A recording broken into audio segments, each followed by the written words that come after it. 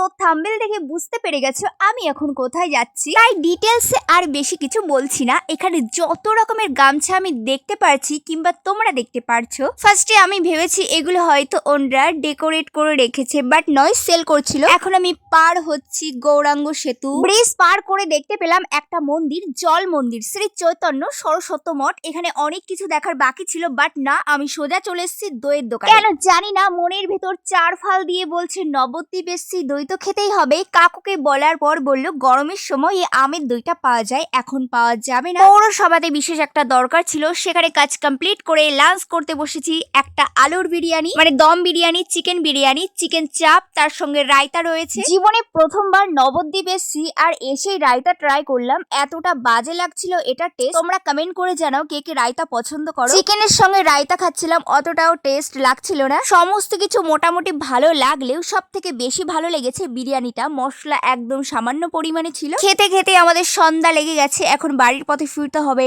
Tata. দাঁড়াও, সাসরামোর একটা limit থাকে, সাবস্ক্রাইব করো।